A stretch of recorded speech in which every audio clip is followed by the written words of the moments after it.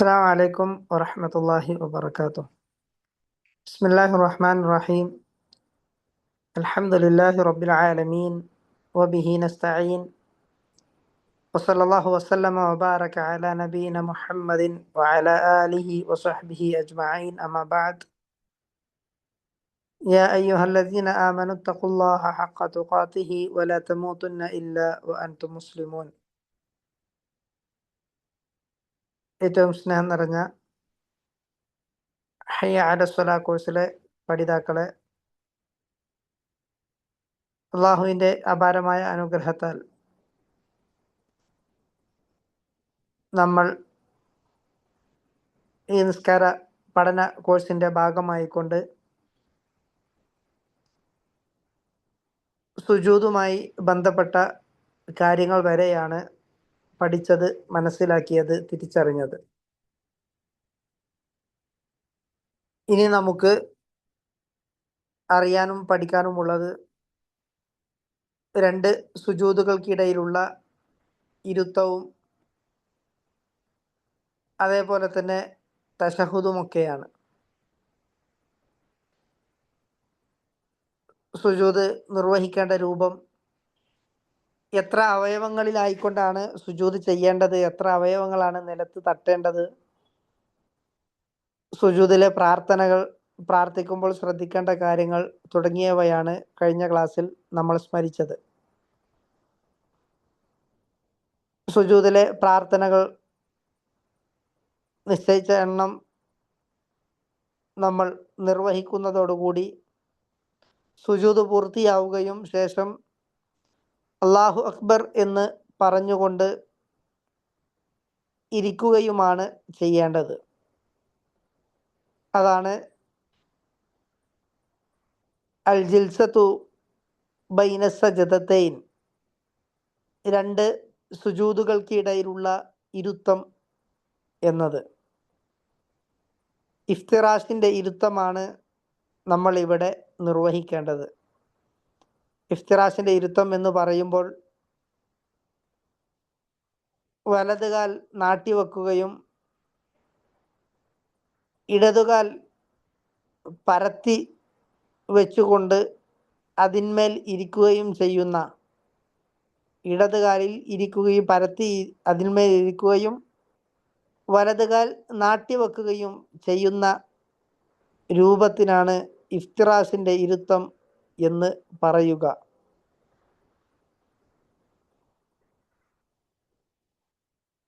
ആ ഇരുത്തമാണ് രണ്ട് സുജൂദുകൾക്കിടയിൽ നമ്മൾ ഇരിക്കേണ്ടത് എന്നാണ് റസൂലുള്ളാഹി സ്വല്ലല്ലാഹു അലൈഹി വസല്ലമയിൽ നിന്ന് സ്ഥിരപ്പെട്ട് വന്നിട്ടുള്ളത്. അതേപോലെ തന്നെ ഇക്ആഇൻ്റെ ഇരുത്തം, ഒന്നാമത്തത് നമ്മൾ പറഞ്ഞത് തവറുക്കിൻ്റെ ഇരുത്തമാണ്. തവറുക്കിൻ്റെ ഇരുത്തം എന്ന് പറഞ്ഞാൽ ഇടതുകാൽ പരത്തി വെച്ച് ഇടതുകാലിൽ ഇരിക്കുകയും വലതുകാൽ നാട്ടിവെക്കുകയും ചെയ്യുക എന്ന രീതി. രണ്ടാമത്തത് ഇക്ആഇ എന്ന് പറഞ്ഞാൽ രണ്ട് കാലുകളും അത് നാട്ടിവെച്ച് ആ രണ്ട് കാലിൻ്റെയും മടമ്പിന്മേൽ ഇരിക്കൽ. രണ്ട് കാലും നാട്ടിവെച്ച് രണ്ട് കാലിൻ്റെയും മടമ്പിന്മേൽ ഇരിക്കുക എന്നതും പ്രവാചകൻ സല്ലല്ലാഹു അലൈഹി വസല്ലമയുടെ തിരുമൊഴികളിൽ സ്ഥിരപ്പെട്ടു വന്നതാണ്. അപ്പോൾ രണ്ട് രൂപത്തിൽ നമുക്ക് സുജൂദുകൾക്കിടയിലുള്ള ഇരുത്തം ഇരിക്കാം. ഒന്ന് ഇഫ്തിറാഷിൻ്റെ ഇരുത്തവും രണ്ട് ഇക്ആഇൻ്റെ ഇരുത്തവും. ഈ രണ്ട് വിധേനയും നിർവഹിക്കുമ്പോൾ നമ്മുടെ നിസ്കാരം ശരിയാകുന്നതാണ്. ഇനി ആ ഇരുത്തം നമ്മൾ ഇരിക്കുമ്പോൾ, ഇപ്പോൾ കാൽ വെക്കേണ്ട അതല്ലെങ്കിൽ ഇരിക്കേണ്ട രൂപമാണ് പറഞ്ഞത്, അതിൽ തന്നെ നമ്മൾ ശ്രദ്ധിക്കേണ്ടതാണ് നമ്മുടെ കൈകൾ എവിടെ വെക്കണം, ആ ഇരുത്തത്തിൽ നമ്മുടെ കൈകൾ എവിടെ വെക്കണം എന്നത്. അവിടെയും പ്രവാചകൻ സല്ലല്ലാഹു അലൈഹി വസല്ലമയിൽ നിന്ന് വിശാലമായ ചെയ്തതായിക്കൊണ്ട് ഹദീസുകൾ നമ്മെ ഉണർത്തുന്നുണ്ട്. ഒന്നാമത്തത്, പ്രവാചകൻ സല്ലല്ലാഹു അലൈഹി വസല്ലമ തൻ്റെ തുടയിലേക്ക് രണ്ട് കാലിൻ്റെയും തുടയിൽ കൈകൾ വെച്ചു എന്ന് കാണാൻ സാധിക്കും. ചില റിപ്പോർട്ടുകളിൽ പ്രവാചകൻ സല്ലല്ലാഹു അലൈഹി വസല്ലമ കൈകൾ വെച്ചത് മുട്ടിലായിരുന്നു, കാൽമുട്ടിലായിരുന്നു എന്ന് കാണാൻ പറ്റും. ഈ രണ്ട് രൂപത്തിലും, അഥവാ നമ്മുടെ തുടയുടെ ഭാഗത്ത് കാല് വെച്ചും കൈ വെച്ചും, മുട്ടിന്മേൽ, മുട്ടിൻ്റെ ചിരട്ടയുള്ള ഭാഗത്ത് അവിടെയും കൈകൾ വെച്ചുകൊണ്ട് ഇരിക്കാവുന്നതാണ്. അപ്പൊ രണ്ട് രൂപമാണ് കൈകൾ വെക്കുന്നതിന്. കാലിൻ്റെ വിഷയത്തിലും രണ്ട് രൂപം നാം സൂചിപ്പിച്ചു. കൈയിൻ്റെതും രണ്ട് രൂപത്തിൽ നമുക്ക് വെക്കാവുന്നതാണ്. ഒന്ന് തുടയിൽ വെക്കാം, രണ്ടാമത്തത് കാൽ മുട്ടിൽ വെക്കാം. ഈ രണ്ടും ശരിയായ രൂപം തന്നെയാണ്. അങ്ങനെ കൈകൾ വെക്കുമ്പോൾ നമ്മുടെ വിരലുകൾ അങ്ങേയറ്റം ശക്തമായി ചേർത്ത് പിടിക്കുകയോ അങ്ങേയറ്റം വിരലുകൾ വിശാലമായി അകത്തി വെക്കുകയോ ചെയ്യുന്ന രീതിയല്ല വേണ്ടത്. ഒരു നോർമലി ഉള്ള രീതിയാണ് സ്വീകരിക്കേണ്ടത്. അതേപോലെ തന്നെ നമ്മുടെ കൈവിരലുകൾ അത് ഖിബിലക്ക് അഭിമുഖമാക്കാനും നമ്മൾ ശ്രദ്ധിക്കണം. കൈ മടക്കി വെക്കുകയോ ചുരുട്ടി പിടിക്കുകയോ ഒന്നുമല്ല ചെയ്യേണ്ടത്. കൈവിരലുകൾ ഖിബിലക്ക് അഭിമുഖമായിക്കൊണ്ട് പിടിക്കുക എന്നതും റസൂലുള്ളാഹി സ്വല്ലല്ലാഹു അലൈഹി വസല്ലമ നമുക്ക് കാണിച്ചു തന്ന, പഠിപ്പിച്ചു തന്ന നിസ്കാരത്തിൻ്റെ ഭാഗമാണ് എന്ന് നമ്മൾ തിരിച്ചറിയുക. അതോടൊപ്പം തന്നെ ഇനി നമുക്ക് ചെയ്യാനുള്ള മറ്റൊന്ന്, ആ സുജൂദുകൾക്കിടയിലുള്ള ഇരുത്തത്തിലെ പ്രാർത്ഥനയാണ്. അല്ലാഹുമ്മ ഇഗ്ഫിർലി എന്നോ റബ്ബി ഇഗ്ഫിർലി എന്നോ പ്രാർത്ഥിക്കുന്നതോടുകൂടി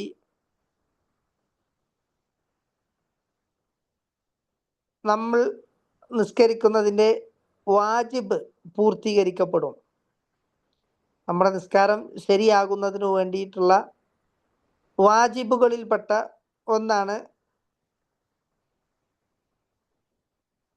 ആ ഇരുത്തത്തിൽ റബ്ബി ഇഗ്ഫിർലി അല്ലെങ്കിൽ അല്ലാഹുമ്മ ഇഗ്ഫിർലി എന്ന് പറയൽ. ഒരു തവണയെങ്കിലും അത് പറയുന്നതോടുകൂടി ആ വാജിബ് പൂർത്തീകരിക്കപ്പെട്ടു. അപ്പോൾ അവിടെ പ്രാർത്ഥിക്കേണ്ടത്, ആ ഇരുത്തത്തിൽ പ്രാർത്ഥിക്കേണ്ടത് റബ്ബി ഇഗ്ഫിർലി എന്നോ അല്ലാഹുമ്മ ഇഗ്ഫിർലി എന്നോ ആണ്.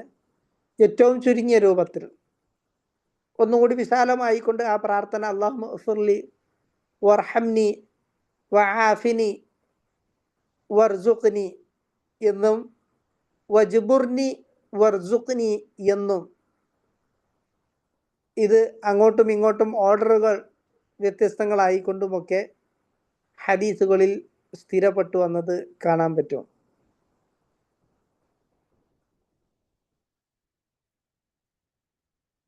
അപ്പോൾ ഈ രണ്ട് പ്രാർത്ഥനകൾ, അല്ലാഹുമ്മ ഇഗ്ഫിർലി എന്നോ അതല്ലെങ്കിൽ റബ്ബി ഇഗ്ഫിർലി എന്നോ അല്ലെങ്കിൽ അല്ലാഹുമ്മ ഇഗ്ഫിർലി വർഹംനി വആഫിനി വർസുഖ്നി എന്ന പ്രാർത്ഥനയും സുജൂദുകൾക്കിടയിലുള്ള ഈ ഇരുത്തത്തിൽ നമുക്ക് പ്രാർത്ഥിക്കാവുന്നതാണ്. അതത്രയും എണ്ണം പ്രാർത്ഥിക്കാവുന്നതുമാണ്. പ്രവാചകന്റെ റുക്കൂഇനെ കുറിച്ചും അതേപോലെ തന്നെ സുജൂദുകൾക്കിടയിലുള്ള ഇരുത്തത്തെക്കുറിച്ചുമൊക്കെ സ്വഹാബിമാർ ചോദിക്കുമ്പോൾ ആയിഷ ബീബി റളിയല്ലാഹു അൻഹ നൽകുന്ന ഒരു മറുപടി നമുക്ക് കാണാൻ പറ്റും. എത്രത്തോളം പ്രവാചകൻ സല്ലല്ലാഹു അലൈഹി വസല്ലമ ആയത്തുകൾ ഓതിയിട്ടുണ്ടോ അത്രത്തോളം ഹദീസ് പ്രവാചകൻ സല്ലല്ലാഹു അലൈഹി വസല്ലം അത്രത്തോളം സമയം റുക്കൂഇൽ ചെലവഴിച്ചിരുന്നു എന്നും സുജൂദിൽ എത്രത്തോളം സമയം ചെലവഴിച്ചിരുന്നുവോ അത്രത്തോളം സമയം സുജൂദുകൾക്കിടയിലുള്ള ഇരുത്തത്തിലും പ്രവാചകൻ ചെലവഴിക്കാറുണ്ടായിരുന്നു എന്ന് ആയിഷ ബീവി റളിയല്ലാഹു അൻഹ പറയുന്ന ഹദീസിൽ നമുക്ക് കാണാൻ പറ്റും. അപ്പോ ഒരു തവണയാണ് വാജിബ് എന്ന് വെച്ച് ഒന്നിലധികം തവണ പ്രാർത്ഥിക്കുന്നത് കൊണ്ട് വിരോധമില്ല എന്ന് പറയാനാണ് ഞാൻ ആ കാര്യം ഇവിടെ സ്മരിച്ചത്.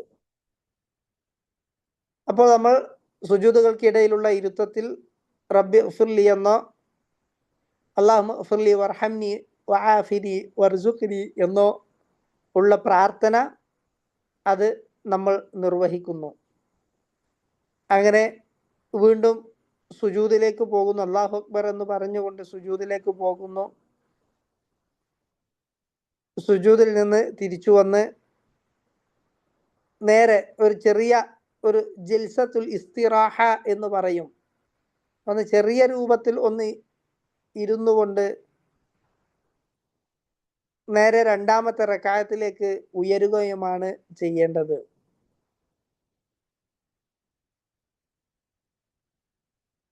അതോടുകൂടി നമ്മുടെ നിസ്കാരത്തിലെ ഒരു റക്അത്ത് പൂർത്തീകരിക്കപ്പെടുന്നു. നിസ്കാരത്തിലെ ഒരു റക്അത്ത് അവിടെ പൂർത്തീകരിക്കപ്പെട്ടാൽ പിന്നീട് നമ്മൾ നേരത്തെ പറഞ്ഞതുപോലെ തന്നെ ആ ഫാത്തിഹ അവിടുന്ന് അങ്ങോട്ട് ഇതുവരെയുള്ള സുജൂദ് വരെയുള്ള കാര്യങ്ങൾ വീണ്ടും ആവർത്തിക്കപ്പെടുകയാണ്. ഇതേ കാര്യങ്ങൾ ഓരോ റക്അത്തിലും നിർവഹിച്ചു പോരുക. രണ്ടാമത്തെ റക്അത്തിൽ രണ്ടാമത്തെ സുജൂദും നിർവഹിച്ചു കഴിഞ്ഞാൽ പിന്നീട് ഇഫ്തിറാഷിന്റെ ഇരുത്തം അഥവാ വലതുകാൽ നാട്ടിവെച്ച് ഇടതുകാലിൽ മേൽ ഇരിക്കുന്ന ആ ഇരുത്തം നിർവഹിച്ചുകൊണ്ട് ഒന്നാമത്തെ തശഹുദ് നിർവഹിക്കുകയുമാണ് നമ്മൾ ചെയ്യേണ്ടത്. ഒന്നാമത്തെ തശഹുദിൽ വാജിബായിക്കൊണ്ട് നമ്മൾ നിർവഹിക്കുന്നത് ഇഫ്തിറാഷിന്റെ ഇരുത്തം നമ്മൾ സൂചിപ്പിച്ചു, നേരത്തെ പറഞ്ഞതുപോലെ തന്നെ കാല് നാട്ടി വെച്ചുകൊണ്ടുള്ള ആ ഇരുത്തം, കാലിന്മേൽ ഇരിക്കുന്ന ഇടത് കാലിൽ ഇരിക്കുന്ന ആ ഇരുത്തത്തിൽ നമ്മൾ പ്രാർത്ഥിക്കേണ്ടത് തശഹുദാണ് വാജിബായിട്ടുള്ളത്. മറ്റ് പ്രാർത്ഥനകൾ പ്രാർത്ഥിക്കുന്നത്, സ്വലാത്ത് ചൊല്ലുന്നത് അത് വാജിബല്ല,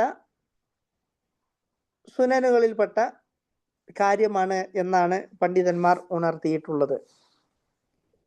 അതോടുകൂടി നമ്മുടെ നിസ്കാരത്തിന്റെ ഒരു പകുതിയും 2 റക്അത്ത് പൂർത്തീകരിക്കുന്ന സാഹചര്യം എത്തി. ഇനി നമുക്ക് അവസാനത്തെ തശഹുദും സലാം വീട്ടുന്നതുമായി ബന്ധപ്പെട്ട മസലകളാണ്. അതേപോലെ തന്നെ അവസാനത്തെ തശഹുദും അത് മനസ്സിലാക്കുമ്പോൾ രണ്ടാമത്തെ തശഹുദുമായി ബന്ധപ്പെട്ടുകൊണ്ട് ചില കാര്യങ്ങൾ തുലനം ചെയ്തുകൊണ്ടും നമുക്ക് മനസ്സിലാക്കാനുണ്ട്. ബിഇദ്നില്ലാ ഇൻഷാ അല്ലാഹ് അത് അടുത്ത ക്ലാസ് മുതൽ നമുക്ക് മനസ്സിലാക്കാം. അല്ലാഹു തൗഫീഖ് നൽകട്ടെ. അഖൂലു മാ തസ്മഊൻ വഅസ്തഗ്ഫിറുല്ലാഹ ലി വലക്കും വലിസാഇരിൽ മുസ്ലിമീന മിൻ കുല്ലി ദംബ് ഫസ്തഗ്ഫിറൂഹു ഇന്നഹു ഹുവൽ ഗഫൂറുർ റഹീം. ഫഹദാ വല്ലാഹു അലം ഫിസ്സവാബ്. എന്തെങ്കിലും കാര്യങ്ങൾ സംശയങ്ങൾ ഉണ്ട് എങ്കിൽ അൺമ്യൂട്ട് ചെയ്തുകൊണ്ട് ചോദിക്കാവുന്നതാണ് ഇൻഷാ അല്ലാഹ്. അസ്സലാമു അലൈക്കും. വലൈക്കും അസ്സലാം വറഹ്മത്തുള്ളാഹി വബറകാതുഹു.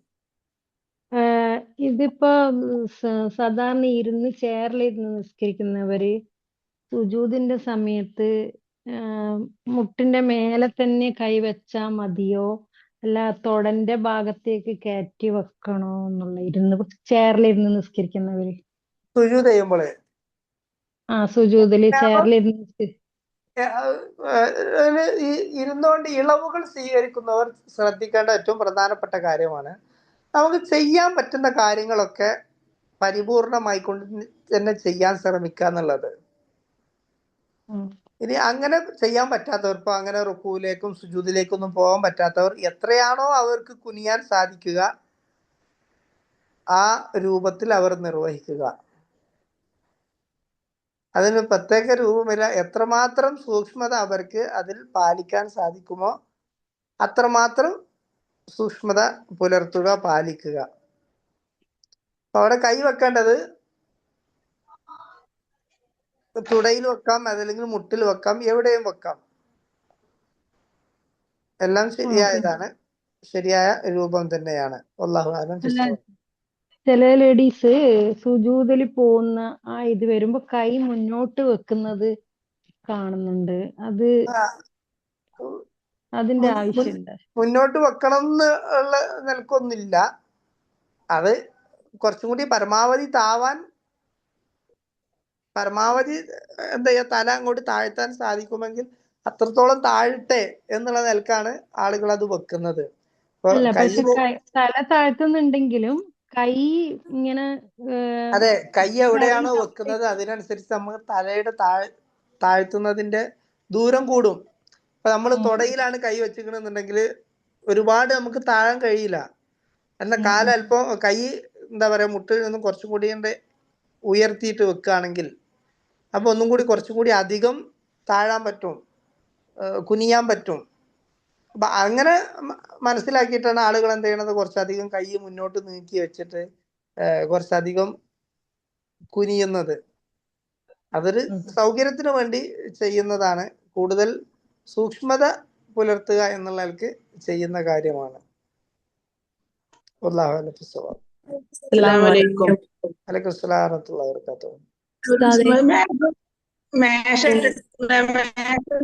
തലയണ വെച്ചിട്ട് സുജൂദ് ചെയ്തൂടെ അങ്ങനെ ഇരുന്ന് നിസ്കരിക്കണവർക്ക്? അങ്ങനെ ചെയ്യേണ്ട ആവശ്യമില്ല. അവര് നേരെ കുനിഞ്ഞാൽ മാത്രം മതി.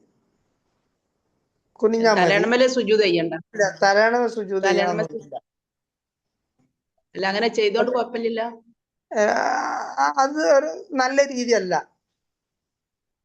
തലയണമ സുജൂദ് ചെയ്യണ അങ്ങനെ ചെയ്യേണ്ട ആവശ്യമില്ല. അവരെന്ത് ചെയ്താൽ മതി, താഴ്ന്നാ മാത്രം മതി. അതാണ് അതിന്റെ സൂക്ഷ്മത.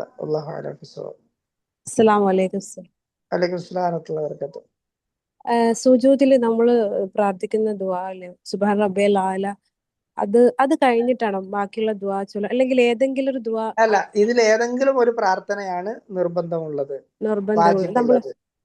നമ്മളിപ്പോ സുന്നത്ത് നിസ്കാരത്തിലൊക്കെ സുബ്ഹു ഖുദ്ദൂസ് റബ്ബുൽ മൽ അതൊക്കെ ചൊല്ലാൻ പറ്റുമോ? അതുപോലെ നമ്മള് ഇപ്പം നിസ്കാരം കഴിഞ്ഞതിന് ശേഷം ഒരു മുടിയൊക്കെ വെളിയിൽ ചാടിയത് നമ്മൾ കഴിഞ്ഞ, അപ്പൊ നിസ്കാരം ബാത്തിലായിട്ട് ആദ്യം നിസ്കരിക്കണോ? മനസ്സിലായില്ല. നിസ്കരിക്കുന്ന ടൈമിൽ കണ്ടില്ല, നിസ്കാരം കഴിഞ്ഞപ്പോ നെറ്റിമിലങ്ങാൻ ഒരു മുടി വെളിയിൽ ചാടി നിൽക്കുന്നത്. അപ്പൊ നിസ്കാരം ബാത്തിലായിട്ട് നമ്മൾ ആദ്യം നിസ്കരിക്കണോ? നിസ്കാരം ബാത്തിലാവുന്നില്ല, നിസ്കാരം ശരിയാകും.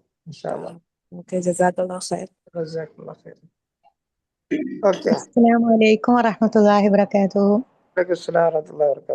ഒരു സഹ്വിന്റെ സുജൂദിന്റെ ഒരു സംശയമാണ്. ഇപ്പൊ നമ്മള് സംശയം വന്ന് ഒരു എക്സ്ട്രാ ഒരു റക്അത്ത് നിസ്കരിച്ചു, പക്ഷെ സഹ്വിന്റെ സുജൂദ് ചെയ്യാനും മറന്നുപോയി. അങ്ങനെ സലാം വീട്ടിൽ കഴിഞ്ഞതിന് ശേഷം പിന്നെ അത് ചെയ്യാൻ പറ്റുമോ? നിങ്ങൾക്ക് വന്ന തെറ്റെന്താന്നാ പറഞ്ഞത്?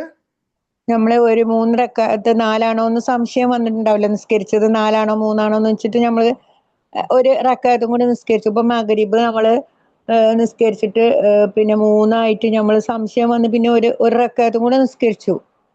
അപ്പൊ നമുക്ക് സഹ്വിന്റെ സുജൂദ് ചെയ്യാന്നുള്ള ഇതില് നിസ്കരിച്ചു കഴിഞ്ഞിട്ട് അതും മറന്നുപോയാൽ എന്താ ചെയ്യും? ഒരു സംശയമാണ് ഒരാളെ. മറവിയുടെ സുജൂദ് മറന്നുപോയതാണ്.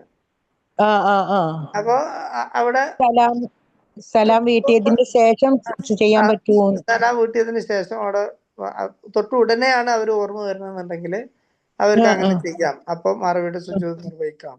ഇനി അതെല്ലാം കുറച്ച് കഴിഞ്ഞിട്ടാണ് എങ്കിൽ അവര് ആ സലാം എന്താ പറയാ ആ സുജൂദ് ചെയ്യുകയോ സലാം പ്രത്യേകമായിട്ട് വേറെ സലാം വിട്ടുകയോ ഒന്നും ചെയ്യേണ്ട. അത് തന്നെ അവർക്ക് മതിയായതാണ്.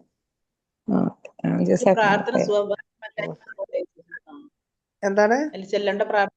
സുബ്ഹാനമല്ല യനാമൂല യസ്ഫൂന്ന് അതില്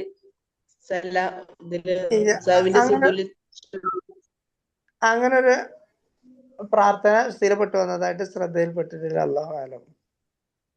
തിലാവത്തിന്റെ സുജൂദില് അതുപോലെ നമ്മള് ഫുൾ ഔറത്ത് മറക്കണം. അതെ, അവിടെ സുബ്ഹാൻ റബ്ബിയൽ ആല തന്നെയാണ് മറവിയുടെ സുജൂദിൽ ചെയ്യേണ്ടത്. വേറെ മറ്റ് പ്രാർത്ഥനകളൊന്നും സ്ഥിരപ്പെട്ടു വന്നിട്ടില്ല. പിന്നെ ഇവിടെ വന്ന എന്തായിരുന്നു വേറെന്തോ ഒരു ചോദ്യം വന്നല്ലോ. തിലാവത്തിന്റെ സുജൂദിൽ നമ്മൾ തിലാവത്തിന്റെ സുജൂദില് ഫുൾ ഔറത്ത് മറക്കണമെന്നുണ്ടോ? നമ്മൾ ഇല്ലല്ല, ഫുൾ ഔറത്ത് മറക്കണമെന്നൊന്നുമില്ല. നമ്മള് മുമ്പ് ഒരു ചോദ്യത്തില് മറുപടി ആയിട്ട് അതൊരു ക്ലാസ്സിൽ പറഞ്ഞിരുന്നു വിശദമായിട്ട്. എല്ലാവരും മറക്കണം എന്നില്ല, വുളു നിർബന്ധമില്ല, കിബിലക്ക് മുന്നിടണം, കിബിലക്ക് അഭിമുഖമാവണം എന്നില്ല. അതൊന്നും ഉളുവും നിർബന്ധമില്ല. അസ്സലാമു അലൈക്കും വറഹ്മത്തുള്ളാഹി വബറകാതുഹു. ഉസ്താദേ, മറവിയുടെ സുജൂദ് 2 തന്നെയല്ലേ ചെയ്യേണ്ടത്? അതെ അതെ, മറവിയുടെ സുജൂദ് 2 ഇൻഷാ അല്ലാഹ് നമുക്ക് വിശദമായിട്ട് വരുന്നുണ്ട്. അസ്സലാമു അലൈക്കും വറഹ്മത്തുള്ളാഹി വബറകാതുഹു. ഈ തിലാവത്തിന്റെ സുജൂദ് നമ്മ സാധാരണ സുജൂദ് ചെയ്യുമ്പോൾ നിലത്തന്നെ സുജൂദ് ചെയ്യണം, അല്ല നമുക്ക് ഇരുന്നിട്ട് ചെയ്യാൻ പറ്റുമോ ഖുർആൻ ഓതുമ്പോ? ഖുർആൻ ഓതുന്ന സമയത്ത് നിസ്കാരത്തിലല്ലാത്ത മറ്റു സമയങ്ങളിൽ നമുക്ക് ഇരുന്നു കൊണ്ടൊക്കെ ചെയ്യുന്നതുകൊണ്ട് കുഴപ്പമില്ല. ഇനി എണീക്കാൻ കുറച്ചൊക്കെ ഒരു പ്രയാസമുള്ള സമയമാണെന്നുണ്ടെങ്കിൽ അത് ആക്ഷനിലൂടെയും അത് നിർവഹിക്കാവുന്നതാണ്. അതിനൊന്നും കുഴപ്പമില്ല ഇൻഷാ അല്ലാഹ്. നമ്മൾ ടേബിളില് ഇന്ന് ഖുർആൻ ഉദർച്ചപ്പോ ഈ ആയത്ത് വന്നാല് ആ ടേബിളുമ സുജൂദ് ചെയ്തൂടെ? ചെയറിൽ ഇരുന്നിട്ട് ടേബിളുമ അങ്ങനെ ഓതുമല്ലോ. ചെയറിൽ ഇരുന്നിട്ട് ഡൈനിങ് ടേബിളിന്റെ മുകളിൽ നിന്ന് ഓതുമല്ലോ, അതിന്റെ അടുത്ത് നിന്ന് ഓതുമല്ലോ. അപ്പൊ നമ്മൾ ആ ആയത്ത് വന്നാൽ അവിടെ സുജൂദ് ചെയ്യാൻ പറ്റുമല്ലോ അല്ലെ? ടേബിൾ ഖുർആനിക്ക് വെച്ചിട്ട് അതിന് കുഴപ്പമൊന്നുമില്ല ഇൻഷാ അല്ലാഹ്. അപ്പൊ 7 മണിക്കല്ലേ ക്ലാസ് തുടങ്ങുന്നത്? ഇപ്പൊ കഴിഞ്ഞ ക്ലാസ് 7 മണിക്കല്ല, 6:50 തന്നെ. നമ്മള് ക്ലാസ് സ്റ്റാർട്ട് ചെയ്തിട്ടുള്ളത്. അസ്സലാമു അലൈക്കും വറഹ്മത്തുള്ളാഹി വബറകാതുഹു. പിന്നെ ഇടയില് ഇരുത്തത്തിന്റെ ചെല്ലുന്നത് അത് ഓർഡർ അങ്ങോട്ടും ഇങ്ങോട്ടൊക്കെ ആകാം. അല്ലാഹുമ്മ ഗ്ഫിർലി വർഹംനി. അത് ആ പ്രാർത്ഥന അത് പല രൂപത്തിലും റിപ്പോർട്ട് വന്നിട്ടുണ്ട്. അല്ലാഹുമ്മ ഗ്ഫിർലി വർഹംനി വആഫിനി വഹ്ദിനി വർസുഖ്നി, അല്ലാഹുമ്മ ഇഹ്ദിനി വർസുഖ്നി വആഫിനി വജ്ബുർനി വർഫഅനി എന്നൊക്കെയുള്ള പ്രാർത്ഥനകൾ വ്യത്യസ്തങ്ങളായ റിപ്പോർട്ടുകളോട് കൂടിയിട്ട് ഹദീസുകളിൽ സ്ഥിരപ്പെട്ടു വന്നിട്ടുണ്ട്. ഏത് രൂപത്തിലും നിർവഹിക്കാം. ഓക്കെ, തിലാവത്തിന്റെ സുജൂദ് എങ്ങനെയാണ് നിർവഹിക്കുന്നത്? തിലാവത്തിന്റെ സുജൂദ് അത് ഓതേണ്ട സന്ദർഭമാകുമ്പോൾ അല്ലാഹു അക്ബർ എന്ന് പറഞ്ഞുകൊണ്ട് നേരെ എന്ത് ചെയ്യാം, നമ്മള് സുജൂദ് ചെയ്യാം. അതാണ് തിലാവത്തിന്റെ സുജൂദിന്റെ രൂപം. ഇൻഷാ അല്ലാഹ് വിശദമായിട്ട് നമുക്ക് സുജൂദുകൾ നടന്ന ഭാഗത്ത് നമുക്ക് സംസാരിക്കാം ഇൻഷാ അല്ലാഹ്. പിന്നെ തവർറുക്കിന്റെ ഇരുത്തം ഒരു അത് ഇൻഷാ അല്ലാഹ് അത് ക്ലാസ് ഞാൻ ഇന്ന് ഫോണിലാണ് എടുക്കുന്നത്, ലാപ്പിലല്ല. അപ്പോൾ അതുകൊണ്ടാണ് നിങ്ങൾക്ക് ചിത്രം കാണിക്കാനുള്ളൊരു പ്രയാസം. ഇൻഷാ അല്ലാഹ് അടുത്ത ക്ലാസ്സിൽ ഞാൻ തവർറുക്കും ഇഫ്തിറാഷും രണ്ടും സെപ്പറേറ്റ് ആയിട്ടുണ്ട് തന്നെ എടുത്ത് ഞാൻ കാണിച്ചിട്ട് എന്ത് ചെയ്യാം, ഞാൻ ക്ലാസ് എടുക്കണ്ട ഇൻഷാ അല്ലാഹ്. ഓക്കെ, വേറെ എന്തെങ്കിലും ഉണ്ടോ?